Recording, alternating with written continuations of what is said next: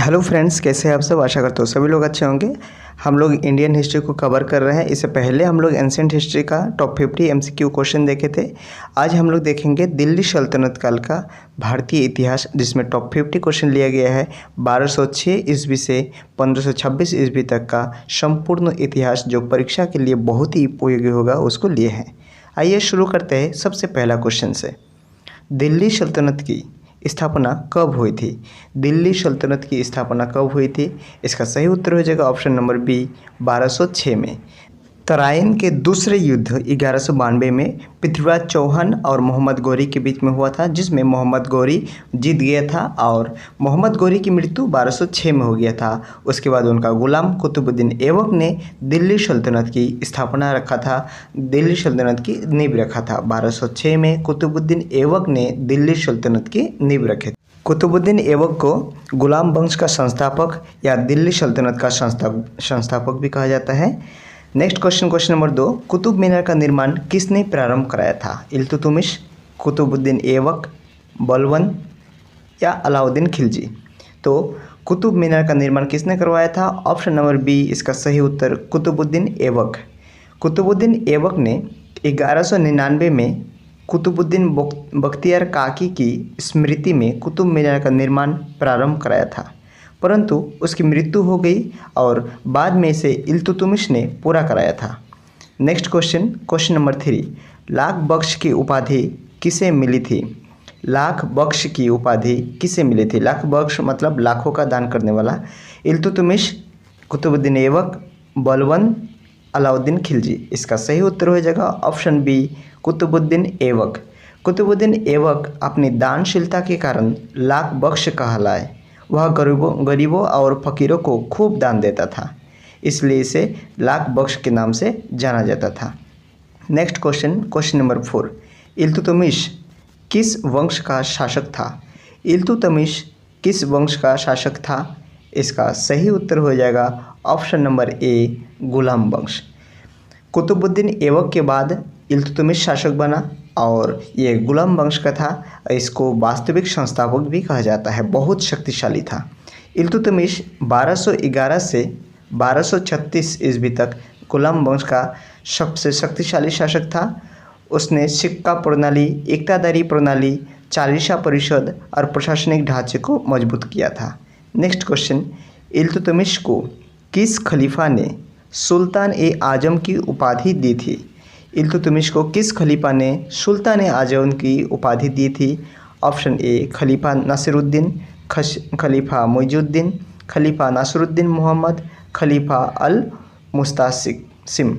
इसका सही उत्तर हो जाएगा ऑप्शन नंबर सी, खलीफा नासिरुद्दीन मोहम्मद।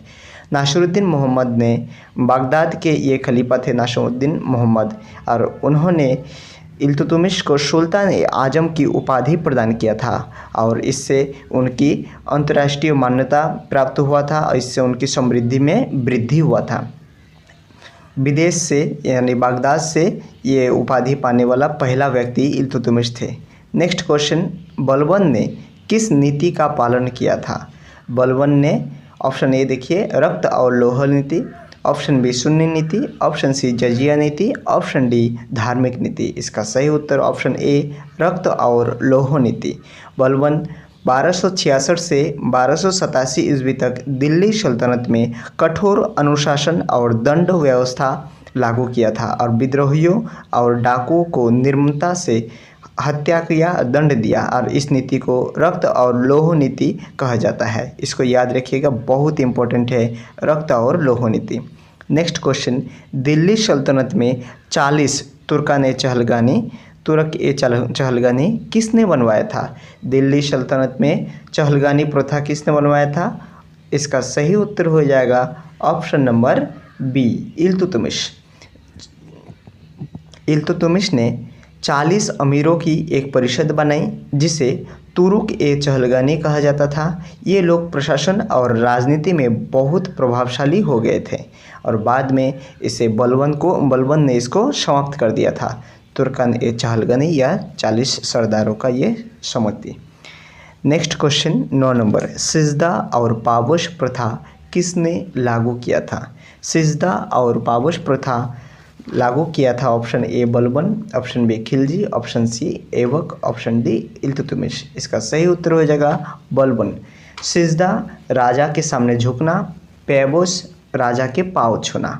इस प्रथा बलबन ने अपना शाही गरिमा को बढ़ाने के लिए लागू किया था। बहुत इंपॉर्टेंट है, सिजदा और पैबोस जो प्रथा बलबन ने शुरू किया था। नेक्स्ट क्वेश्चन, अलाउद्दीन खिलजी ने किस कर को किसानों पर लगाया था? अलाउद्दीन खिलजी ने किसानों पर कौन सा कर लगाया था? भूमि कर, जजिया कर, चराई कर, लगान कर। तो इसका सही उत्तर हो जाएगा ऑप्शन नंबर ए भूमि कर। अलाउद्दीन खिलजी ने किसानों पर भूमि कर लगाया था। इनका टाइम पीरियड देख लीजिए, 1296 से 1316 तक इन्होंने किसानों पर 50% भूमि कर लगाया था और किसानों पर बहुत कठोर नियंत्रण रखा था और राजकोष हमेशा भरा रहे, इसलिए इन्होंने किसानों पर 50% टैक्स लगाया था। क्वेश्चन नंबर 11, अलाउद्दीन खिलजी ने किस पद की स्थापना की थी ताकि बाज़ारों की निगरानी की जा सकती है? तो बाज़ारों की निगरानी के लिए अलाउद्दीन खिलजी ने दीवान ए रियासत, दीवान ए मुख्तराज, शाहना ए मंडी, वजीर ए आला, कौन सा पद नियुक्त किया था? ऑप्शन सी शाहना ए मंडी। अलाउद्दीन खिलजी ने दिल्ली में बाजार नियंत्रण के लिए शाहना ए मंडी नामक पद की स्थापना किया था। यह अधिकारी कीमतों पर निगरानी रखता था और माप तोल में होने वाली गड़बड़ी को रोकता था। शाहना ए मंडी माप तोल में होने वाली गड़बड़ी को रोकता था और कीमतों पर निगरानी रखता था, याद रखिएगा। Next question, question number 12, Alauddin Khilji ने दक्षिण भारत पर आक्रमण के लिए किस सेनापति को भेजा था? देखिए ये बहुत इंपॉर्टेंट है, बार बार ये क्वेश्चन पूछा है एग्जाम में। Option A Malik Kafur, option B Malik Ghazi Malik, option C Zafar Khan, option D Ulugh Khan. तो इसका सही उत्तर हो जाएगा option number A Malik Kafur. इन्होंने अलाउद्दीन खिलजी को कोहिनूर हीरा ला के दिया था दक्षिण भारत से।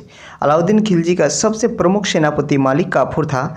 उसने देवगिरी, वारंगल, द्वार समुद्र और मदुरई तक आक्रमण किया और दक्षिण भारत की अपार संपत्ति दिल्ली लाया, साथ में कोहिनूर हीरा भी लाया था और जिसे मयूर सिंहासन पर शाहजहां ने लगवाए थे।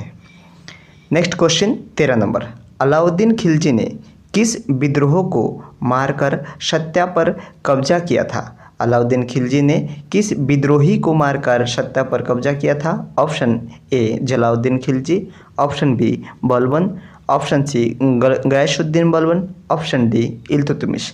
इसका सही उत्तर हो जाएगा ऑप्शन ए जलालुद्दीन खिलजी को मारकर।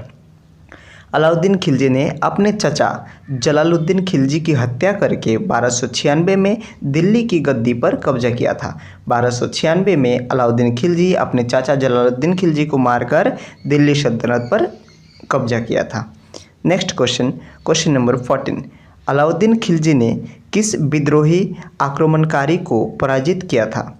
किस विद्रोही आक्रमणकारी को, विदेशी आक्रमणकारी को पराजित किया था? इसका देखिए चंगेज खां, तैमूर, नादिर शाह, मंगल। इसका सही उत्तर हो जाएगा ऑप्शन डी मंगल। खिलजी काल में मंगल आक्रमण बहुत भयंकर थे। अलाउद्दीन ने कई बार मंगलों को हराया और दिल्ली को सुरक्षित रखा। तो अलाउद्दीन खिलजी ने मंगल आक्रमण से अपने आप को और दिल्ली को सुरक्षित रखा था, बहुत इंपॉर्टेंट है। नेक्स्ट क्वेश्चन, क्वेश्चन नंबर 15, 1000 स्तंभों का महल का निर्माण किसने करवाया था? इल्तुतमिश, बलबन, अलाउद्दीन खिलजी, मोहम्मद बिन तुगलक। तो 1000 स्तंभों का जो 1000 सितून महल कहा जाता है, इसका स्थापना अलाउद्दीन खिलजी ने करवाया था। अलाउद्दीन खिलजी ने अपने महलों में 1000 स्तंभों का महल बनवाया था और उसने अलाई दरवाज़ा और श्रीनगर का भी स्थापना किया था। अलाई दरवाज़ा, श्रीनगर, 1000 स्तंभों का महल, ये अलाउद्दीन खिलजी का स्थापना किया था। 16 नंबर क्वेश्चन, मोहम्मद बिन तुगलक ने अपने राजधानी दिल्ली से कहाँ स्थानांतरित किया था? इसका ऑप्शन देखिए, option A Lahore, option B Daulatabad, option C Agra, option D Mathura. तो इसका सही उत्तर हो जाएगा ऑप्शन बी दौलताबाद। मोहम्मद बिन तुगलक ने दौलताबाद को अपना राजधानी बनाया था, दिल्ली से दौलताबाद स्थानांतरित कर लिया था। इनका कार्यकाल 1325 से 1351 था। यहाँ प्रयोग असफल रहा क्योंकि लोगों को कठिनाई हुई और भारी जनहानि भी हुई थी। दिल्ली से राजधानी दौलताबाद स्थानांतरण करने वाला ये प्रथम सुल्तान थे।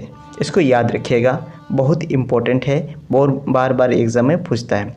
17 नंबर क्वेश्चन, टोकन मुद्रा योजना किस सुल्तान ने लागू किया था? टोकन मुद्रा योजना किस सुल्तान ने लागू किया था? ऑप्शन देखिए, बलबन, अलाउद्दीन खिलजी, मोहम्मद बिन तुगलक और फिरोज तुगलक। इसका सही उत्तर हो जाएगा option number C, Mohammad bin Tughlaq. Mohammad bin Tughlaq ने तांबे और पीतल के सिक्कों को चांदी के सिक्कों के बराबर मान्यता दी, लेकिन लोग नकली सिक्के बनाने लगी और योजना असफल हो गया। मोहम्मद बिन तुगलक इतना शिक्षित थे, लेकिन इनका सभी योजना असफल रहा। पागल थे, रक्त पिपासु थे, खूनी थे। दिल्ली सल्तनत का सबसे विद्वान शासक कौन माना जाता है? तो दिल्ली सल्तनत का सबसे विद्वान शासक कौन माना जाता है? इसका भी सही उत्तर हो जाएगा option number C, Mohammad bin Tughlaq. Mohammad bin Tughlaq जो है बहुत ज़्यादा शिक्षित थे। मोहम्मद बिन तुगलक को पागल या खूनी कहा गया, पर वास्तव में वह बहुत विद्वान और दूरदर्शी थे। उसने जो भी कई प्रयोग किए थे, राजधानी परिवर्तन करना, टोकन मुद्रा चलाना, सिंचाई योजना बनाना, पर अधिकांश असफल रहे। इसका योजना असफल हो जाते थे, सही ढंग से लागू नहीं हो पाते थे। मोहम्मद बिन तुगलक बहुत ज़्यादा शिक्षित थे। 19 नंबर क्वेश्चन, फिरोज शाह तुगलक ने किस कर को किसानों पर लगाया था?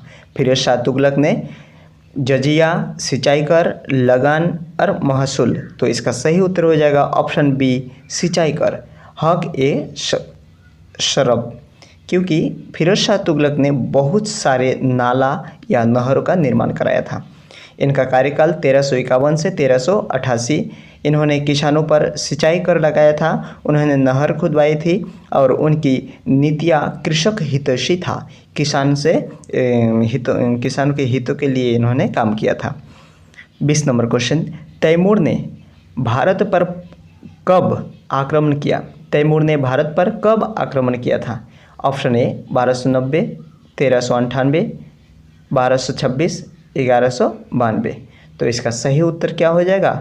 इसका सही उत्तर हो जाएगा option number B, 1398। Timur Lang ने 1398 में भारत पर आक्रमण किया। उसने दिल्ली पर भयानक कत्लेआम किया था। इसके बाद दिल्ली सल्तनत बहुत कमज़ोर हो गया था। तो 1398 में तैमूर लंग ने दिल्ली पर आक्रमण किया था। दिल्ली सल्तनत का अंतिम तुगलक शासक कौन थे? दिल्ली सल्तनत का अंतिम तुगलक शासक कौन थे? गयासुद्दीन तुगलक, नासिरुद्दीन मोहम्मद, मोहम्मद बिन तुगलक, नासिरुद्दीन तुगलक।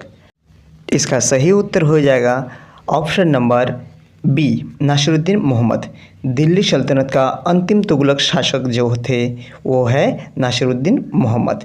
नासिरुद्दीन मोहम्मद तुगलक वंश का अंतिम शासक थे, जिन्होंने 1394 से 1412 ईस्वी तक शासन किया था। इस काल में तैमूर का भारत में आक्रमण हुआ था 1398 में, और दिल्ली सल्तनत काफ़ी कमज़ोर हो गया था। इसको याद रखिएगा, नासिरुद्दीन मोहम्मद के समय तैमूर लंग का आक्रमण हुआ था। Next question, question number 22, Syed वंश का स्थापना संस्थापक कौन थे? खिजर खां, बहलोल लोदी, सिकंदर लोदी, अलाउद्दीन आलम शाह। तो सैयद वंश का संस्थापक कौन थे? इसका सही उत्तर हो जाएगा ऑप्शन ए, खिजर खां। तैमूर के आक्रमण के बाद दिल्ली में खिजर खां 1414 से 1421 ईस्वी तक सैयद वंश की स्थापना किया था। उसने स्वयं को सुल्तान नहीं कहा, बल्कि खलीफा का नायब कहा था। तो खिजर खां स्वयं को सुल्तान नहीं, खलीफा का नायब कहा था, अपने आप को सुल्तान नहीं कहता था। खिजर खां सैयद वंश का संस्थापक थे। इसको याद रखिएगा, तैमूर आक्रमण के बाद ये खिजर खां सैयद वंश का स्थापना हुआ था 1414 से 1421। दिल्ली सल्तनत का सबसे कमज़ोर वंश कौन माना जाता है? गुलाम वंश, खिलजी वंश, तुगलक वंश, सैयद वंश। तो सैयद वंश सबसे कमज़ोर माना जाता है, क्योंकि सैयद वंश 1414 से 1451 तक सबसे कम समय तक ये रहा, और उसके समय में दिल्ली का अधिकार केवल कुछ इलाकों तक सीमित रह गया था। बहुत छोटी एरिया में दिल्ली सल्तनत रह गया था, इसलिए सैयद वंश सबसे कमज़ोर वंश था और सबसे कम समय तक शासन किया था। लोदी वंश का संस्थापक कौन थे? Option A Bahlol Lodi, option B Sikandar Lodi, option C Ibrahim Lodi, option D Khizr Khan. तो इसका सही उत्तर हो जाएगा option number A, Bahlol Lodi. Lodi वंश का संस्थापक थे बहलल लोदी और इन्होंने 1451 में सैयद वंश को समाप्त करके लोदी वंश की स्थापना किया और वह अफगान मूल का था। तो बहलल लोदी जो है अफगान मूल का था, अफगानी शासक थे। लोदी वंश का स्थापना 1451 में हुआ। सिकंदर लोदी ने अपनी नई राजधानी कहाँ बसाई थी? Option A Delhi, option B Agra, option C Lahore, option D Jaunpur. तो इसका सही उत्तर हो जाएगा option number B Agra. Sikandar Lodi ने अपनी नई राजधानी आगरा में स्थापित किया था और 1504 ईस्वी में आगरा नगर की स्थापना की थी और उसे राजधानी बनाई थी। यही कारण है कि बाद में मुग़ल शासकों ने भी आगरा को राजधानी बनाया था। तो सिकंदर लोदी ने आगरा में अपनी राजधानी बनाया था और मुग़ल शासकों ने भी आगरा में राजधानी बनाया था। 26 नंबर क्वेश्चन, सिकंदर लोदी किस भाषा का समर्थक था? सिकंदर लोदी किस भाषा का समर्थक था? अरबी, संस्कृत, फारसी, हिंदी। तो इसका सही उत्तर हो जाएगा ऑप्शन नंबर सी फारसी। सिकंदर लोदी ने फारसी भाषा को प्रोत्साहन दिया। उसके समय में फारसी प्रशासन और साहित्य की प्रमुख भाषा बन गई थी। सिकंदर लोदी का प्रमुख भाषा फारसी थे, इसको याद रखिएगा। फारसी भाषा को बहुत प्रायोरिटी दिया है। नेक्स्ट क्वेश्चन 27 नंबर, दिल्ली सल्तनत का अंतिम शासक कौन थे? दिल्ली सल्तनत का अंतिम शासक कौन थे? ये आप लोग सभी लोग जानते हैं। पानीपत की युद्ध में बाबर ने जिनको हराया था वह दिल्ली सल्तनत का अंतिम शासक था। इसका सही उत्तर हो जाएगा ऑप्शन सी इब्राहिम लोदी। 1526 ईस्वी में पानीपत की युद्ध हुआ था और इब्राहिम लोदी बाबर के हाथ में पराजय हो गया था। तो 1526 में पानीपत का प्रथम युद्ध हुआ था जिसने बाबर ने उसको हरा दिया था और मुग़ल साम्राज्य की नींव रखी थी और लोदी वंश की और दिल्ली सल्तनत की समाप्त हो गया था। इसको याद रखिएगा, दिल्ली सल्तनत के अंतिम शासक इब्राहिम लोदी। पानीपत का प्रथम युद्ध कब हुआ था? पानीपत का प्रथम युद्ध कब हुआ था? इसका सही उत्तर हो जाएगा, देखिए ऑप्शन देख लीजिए, 1398, 1526, 1192, 1761। तो इसका सही उत्तर हो जाएगा ऑप्शन बी 1526। 21 अप्रैल 1526 को बाबर और इब्राहिम लोदी के बीच पानीपत का प्रथम युद्ध हुआ। इसमें बाबर ने तोपों का प्रयोग किया और दिल्ली सल्तनत का अंत कर दिया।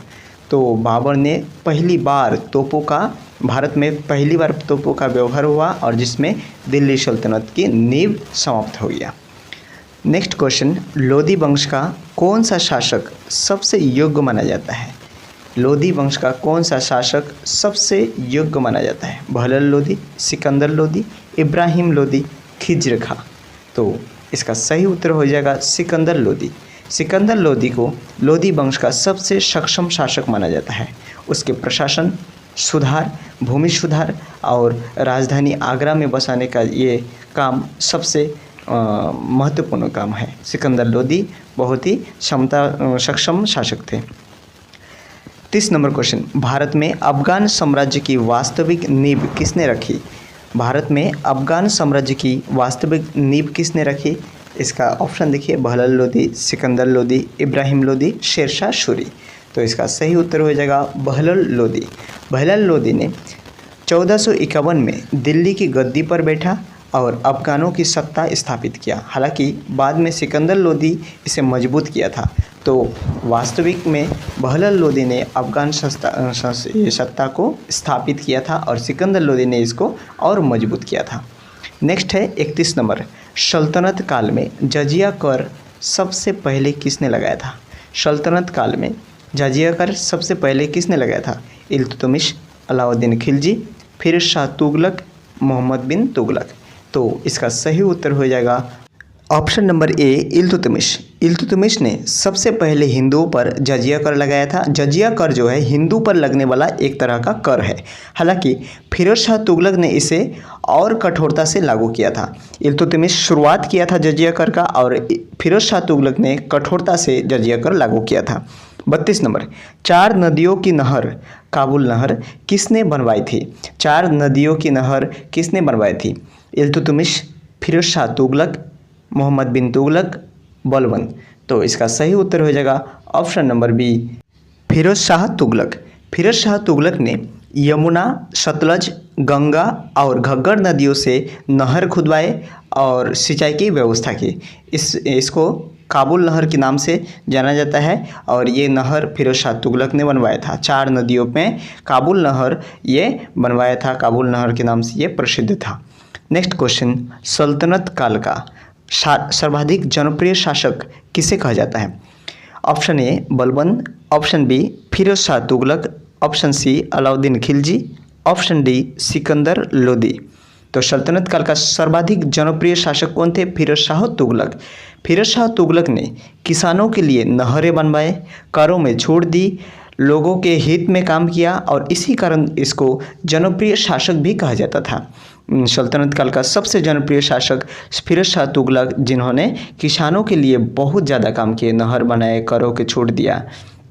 नेक्स्ट क्वेश्चन 34 नंबर, सिराज उल मुल्क की उपाधि किसे दी गई थी? सिराज उल मुल्क की उपाधि किसे दी गई थी? इल्तुतमिश, बलबन, अलाउद्दीन खिलजी, रजिया सुल्तान। तो सिराज उल मुल्क की जो उपाधि है बलबन को दिया गया था और राज्य का ये दीपक होता है, इसका अर्थ सिराज उल मुल्क मतलब राज्य का दीपक, ये उपाधि दिया गया था। उसने सल्तनत को संगठित किया और शक्तिशाली बनाया था। सल्तनत शासक को संगठित किया और शक्तिशाली शासक बनाया था बलबन ने। नेक्स्ट क्वेश्चन, सल्तनत काल का सबसे बड़ा स्थापत्य कार्य कौन सा था? सल्तनत काल का सबसे बड़ा स्थापत्य कार्य कौन सा था? अलाई दरवाज़ा, कुतुब मीनार, लाल किला, गोल गुंबद। तो सल्तनत काल का सबसे बड़ा स्थापत्य कार्य जो था वो था Qutub Minar. Option number B, Qutub Minar का निर्माण कुतुबुद्दीन ऐबक ने शुरू किया था, इल्तुतमिश ने पूरा कराया। बाद में इसे अलाउद्दीन खिलजी ने विस्तारित किया और यहाँ सल्तनत स्थापत्य कला का सबसे बड़ा उदाहरण है। 3 शासक इसमें इंक्लूड है।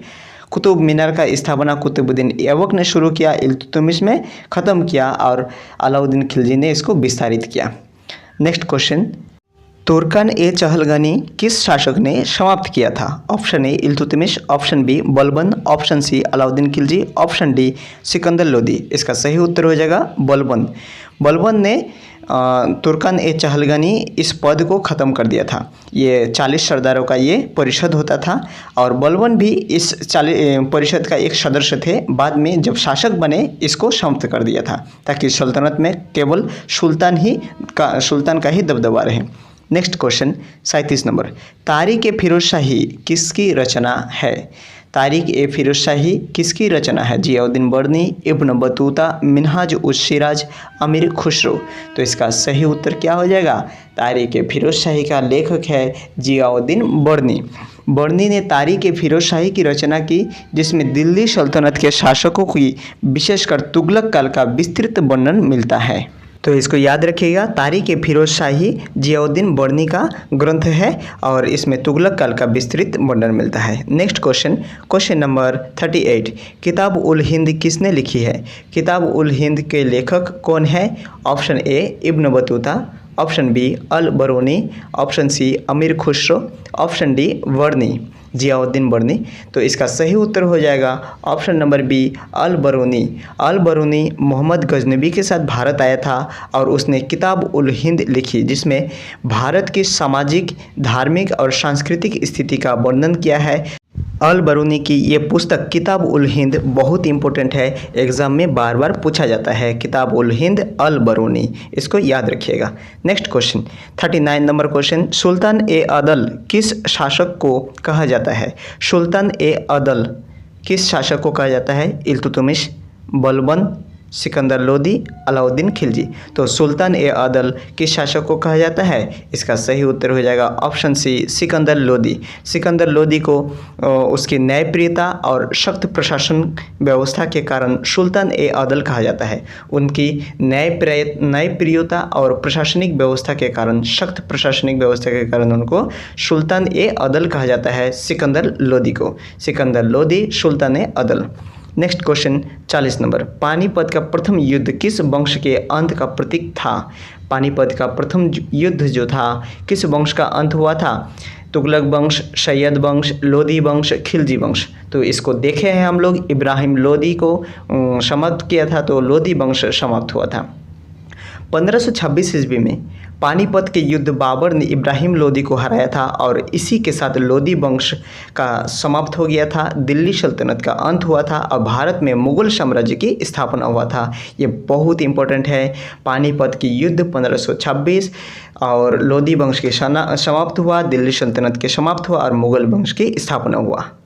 दोस्तों, दिल्ली सल्तनत से 40 क्वेश्चन लिए हैं और नेक्स्ट वीडियो में हम लोग देखेंगे मुगल कालीन भारतीय इतिहास, जिसमें 50 MCQ क्वेश्चन और प्रीवियस ईयर क्वेश्चन को लिए हैं और नेक्स्ट वीडियो में यो अपलोड कर देंगे।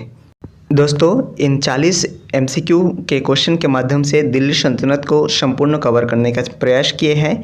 दोस्तों, आप लोगों को कैसा लगा वीडियो कमेंट्स में ज़रूर बताइएगा। अगर कोई गलती हुआ है तो उसमें भी कमेंट्स ज़रूर कीजिएगा। थैंक यू दोस्तों, वीडियो को अंत तक देखने के लिए। Thank you. जय हिंद। मिलते हैं नेक्स्ट वीडियो में।